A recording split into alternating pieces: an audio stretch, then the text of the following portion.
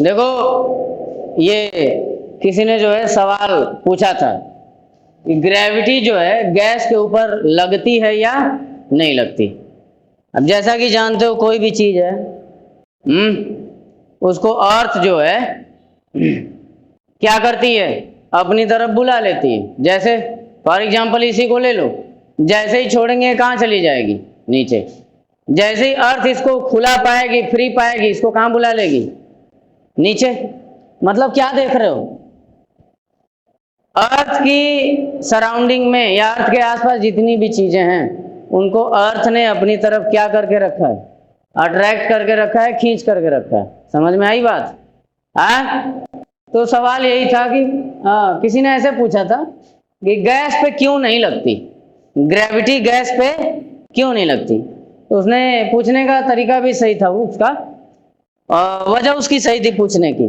क्यों उसने ऐसा पूछा, पूछने के पीछे वजह ये थी कि जैसे ही सिलेंडर हम ढक्कन थोड़ा बहुत ढीला वगैरह हुआ, थोड़ा बहुत कहीं से लीकेज हुआ, तो गैस जो है वहां से क्या हो जाती है, निकल जाती है। और फिर हमारे बस की बात नहीं कि उसको पकड़ लें। मतलब क्या, चली गई बाहर, सराउंडिंग में घुल मिल गई। तो इसीलिए उसने सवाल पूछा था कि जो गैस है उस पर ग्रेविटी क्यों नहीं लगती। तो इसका आंसर ये है, पहली बात तो ये सवाल उसने गलत पूछा था, ठीक है। ऐसे पूछना चाहिए था कि ग्रेविटी उस पर लगती भी है या फिर नहीं लगती। लेकिन उसने पूछा क्या था, गैस पे ग्रेविटी क्यों नहीं लगती। तो जवाब उसका ये है कि ग्रेविटी लगती है, लेकिन और चीजों के मुकाबले, मतलब सॉलिड और लिक्विड के मुकाबले गैस पे ग्रेविटी कितनी लगती है, बहुत कम लगती है, 9 के बराबर लगती है। क्यों होता है ऐसा, समझाते हैं। जैसे मान लो सॉलिड है, कोई क्या है, सॉलिड है। सॉलिड के तौर पे तुमने बर्फ ले लिया, आइस, ठीक है। अब आइस को यहाँ हाथ में ले करके छोड़ोगे तो आइस कहाँ आ जाएगी, नीचे आ जाएगी। बोलो, मतलब सॉलिड के ऊपर क्या लग रहा है, ग्रेविटी। सीधा सीधा पता चल रहा है, एकदम बहुत अच्छे से पता चल रहा है कि सॉलिड पे ग्रेविटी क्या हो रही है, लग रही है। फिर उसके बाद बर्फ को गर्म किए और किस में कन्वर्ट कर दिए, वाटर में। अब जैसे ही वाटर में कन्वर्ट होगा, माने ये क्या, लिक्विड। और जैसे ही ये लिक्विड में कन्वर्ट हुआ, ये बहने लगेगा। क्या करेगा, बहने लगेगा। अब बहेगा भी कहां, धरती पर ही बहेगा ना। बहने लगेगा वो भी कहां, धरती पर। यानी सॉलिड पे भी ग्रेविटी पता चल रही है, लिक्विड पे भी ग्रेविटी भली भांति जान पा रहे हो। अर्थ पे है, मतलब अर्थ उसको खींच के रखा है ना, नहीं तो पानी कहाँ, कहीं हवा हवा में दिखता। लेकिन पानी अर्थ की सरफेस पे माने नीचे ही है, ऊपर नहीं है। पानी कहाँ है, नीचे।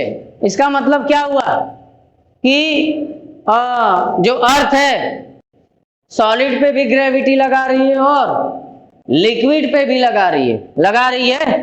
बोलो, और सबसे बड़ी बात ये, इन दोनों पे जब वो ग्रेविटी लगा रही थी तो हमको मालूम भी चल रहा था कि जो सॉलिड लिए तो उस पर ग्रेविटी लगी, जो लिक्विड लिए तो उस पर क्या लगी, ग्रेविटी लगी। अब उसने ऐसा सवाल इसलिए उठा दिया क्योंकि जैसे ही गैस की बात आती है ना, तो ये उड़ने लगती है। क्या करने लगती है, इधर उधर उड़ने लगती है। तो उसको ये समझ में आया कि उड़ रही है मतलब उड़ के कहीं चली गई, इसका मतलब अर्थ ने उसको अपने पास बुलाया नहीं। ऐसा बिल्कुल भी नहीं है, अर्थ उसको भी बुलाती है, लेकिन इन दोनों के कंपैरिजन में बहुत कम बुलाती है। क्यों ऐसा करती है, समझते हैं। देखो, जब सॉलिड होता है मॉलिक्यूल्स के बीच का फासला क्या होता है, कम। बोलो, और जब लिक्विड हो जाता है तो मॉलिक्यूल्स के बीच का फासला बढ़ जाता है। और जैसे ही गैस हुआ तो इनके बीच का फासला और ज्यादा हो गया। अब समझना, अब जैसे मान लो ये जो है मॉलिक्यूल्स हैं, इनको हमने पास पास में रख रखा है। तो जब पास पास में रहेंगे तो बाहुबली रहेंगे कि नहीं, माने मास क्या होगा, ज्यादा। अब मास ज्यादा होगा तो अर्थ इसको अपनी तरफ क्या करेगी, खींचेगी। अब देखो, थोड़ा थोड़ा फासला बढ़ा दिए, थोड़ा थोड़ा फासला क्या कर दिए, बढ़ा दिए। एकता इनकी भंग हो गई, अब इनका मास लिया जाएगा, लेकिन कैसे? अलग अलग लिया जाएगा ना, अब इकट्ठे नहीं कर सकते। जब सॉलिड थे तो चिपके हुए थे, तो इकट्ठे बोल दे रहे थे, तो मास क्या हो जा रहा था? ज्यादा हो जा रहा था। लेकिन जैसे इनके बीच का फासला बढ़ाए गर्म करके, तो अब इनका मास गिनोगे जरूर, लेकिन कैसे गिनोगे? थोड़ा अलग अलग, पूरी तरह से अलग अलग नहीं, लेकिन थोड़ा क्या फासला बढ़ गया कि नहीं? लेकिन जैसे ही गैस वाली स्टेट में आए, दो को उठा के देख ले रहे, फासला इतना बढ़ गया, अब तो एकदम में इस मॉलिक्यूल को अलग गिनोगे और इसको अलग, ये अलग हो गया, ये अलग हो गया, दोनों साथ में रहते तो भारी, और दोनों अलग अलग हो गए तो हल्के हल्के हो गए, और जब हल्के हो गए तो इनको अर्थ जो है अच्छे से खींच नहीं पाएगी। समझ में आया गैस के पार्टिकल्स के साथ क्या होता है? क्योंकि वो अपने ही परिवार में विद्रोह खड़ा हो जाते हैं। जब सारे एकजुट होते हैं तो पृथ्वी जो है इनको अपने पास बुला करके रखती है। उनकी माता माने धरती माता कहाँ बुला लेती है? अपने पास। क्यों? क्योंकि मास क्या है? ज्यादा है। तुमने फार्मूला पढ़ रखा है, W बराबर mg। जितना ज्यादा मास होगा उतना ज्यादा भार होगा, उतनी ज्यादा ही भारी होगी, और जितना ज्यादा भारी उतना ही ज्यादा अर्थ उसको अपनी पास क्या करेगी? अपने पास बुलाएगी। समझ में आई बात? तो जब एक पास थे माने एकजुट थे तो यम ज्यादा था, मास ज्यादा था, इसलिए अर्थ ने इसको अपने पास क्या कर लिया? बुला लिया। लेकिन जैसे ही इनके बीच का फासला ये वाला हो गया, इंग्लैंड ये ऑस्ट्रेलिया ये इंग्लैंड हुआ, अब इसको अलग से गिनेंगे और इसको अलग से गिनेंगे, तो एक में होने पे मास ज्यादा था, अभी अलग अलग हो गए तो इसको अलग, इसको अलग, तो इसका मास अलग लोगे और इसका मास अलग लोगे तो होगा क्या? इसको अलग से अर्थ बुलाएगी और इसको अलग से बुलाएगी। मतलब क्या हुआ? इकट्ठे दोनों को नहीं लगा रही है, इसका हिसाब अलग हो गया और इसका हिसाब, इसका मास भी कम और इसका मास भी कम, तो अब अर्थ खींचेगी जरूर, लेकिन उतनी तेजी से खींच नहीं पाएगी, क्योंकि पहले की तुलना में मास क्या हो चुका है? कम हो चुका है।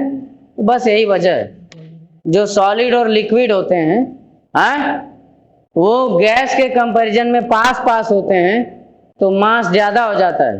तो जैसे ही मास ज्यादा हुआ तो भार बढ़ गया, और जब भार बढ़ गया तो इन दोनों चीजों को अर्थ क्या करेगी? बुला लेगी नीचे। लेकिन जब गैस की बात आती है तो पार्टिकल्स क्या हो गए?